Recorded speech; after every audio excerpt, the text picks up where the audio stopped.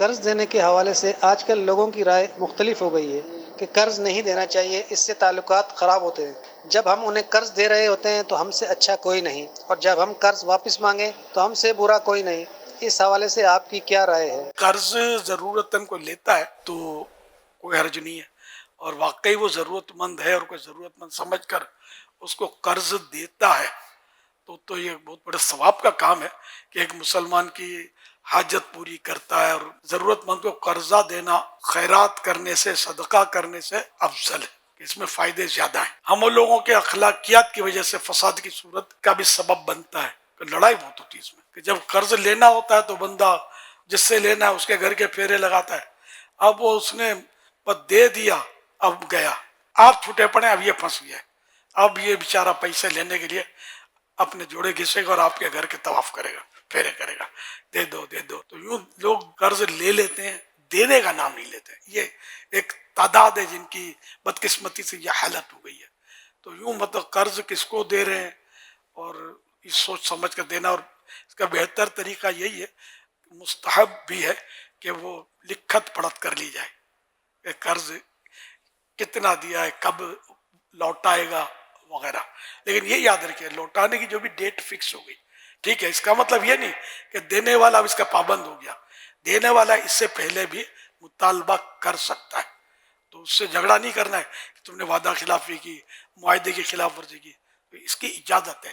شریعت میں کہ اس کا مال ہے، اس کو ضرورت پڑ گئی، مانگ رہا ہے وہ، کہ وہ دے سکتا ہے تو وہ وقت پر سے پہلے دے دے تو زیادہ اچھا نہیں ہے؟ بالکل بالکل وقت سے پہلے، اور دودھ میں دھوک کے دینا چاہیے کہ نہیں نہیں نہیں، آپ دھکا نہیں کرنا، میں آ رہا ہوں، میں دے جاؤں گا۔ نیت دینے کی ہے تو اللہ پاک اس کی مدد کرے گا کہ اس کا قرضہ ادا کروا دے۔ نیت جب کہ ہو 100% کہ میں نے یہ دینا ہے،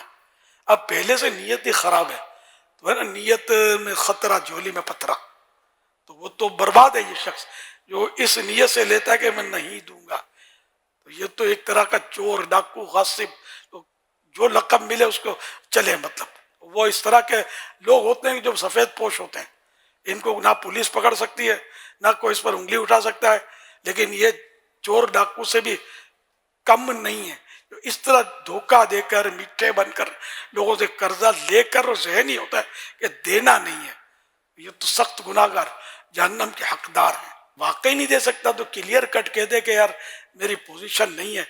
میں انشاءاللہ دے دوں گا۔ اور جو سچا آدمی ہوتا ہے نا، وہ پہچانا بھی جاتا ہے بعض اوقات، لیکن جھوٹے آدمی بھی پہچانے جاتے ہیں۔ بہت سے لوگوں کو تجربہ ہو جاتا ہے کہ یار یہ ہے ہی چیٹر، ایسا کرتا ہے، تو اپنی چرب زبانی سے بعض اوقات یہ بندے پر تو چھا جاتے ہیں ایسے لوگ، لیکن رب کو سب پتا ہے۔ فرمان آخری نبی صلی اللہ تعالی علیہ وآلہ وسلم، مالدار کا قرض کی ادائیگی میں ٹال مٹول کرنا ظلم ہے۔ اس فرمان مصطفیٰ صلی اللہ علیہ وسلم کی شرح میں شارح بخاری مفتی شریف الحق امجدی رحمۃ اللہ علیہ فرماتے ہیں، مالدار کو یہ جائز نہیں کہ میعاد پوری ہونے پر قرض کی ادائیگی میں ہیلا بہانہ کرے۔ ہاں اگر کوئی تنگ دست ہے تو وہ مجبور اور معذور ہے، تو جو قرض ادا کر سکتا ہے اس کو قرض ادا کرنا ہوگا۔ امام غزالی رحمۃ اللہ علیہ نے تو یہاں تک لکھا ہے کہ اگر نقدی نہیں ہے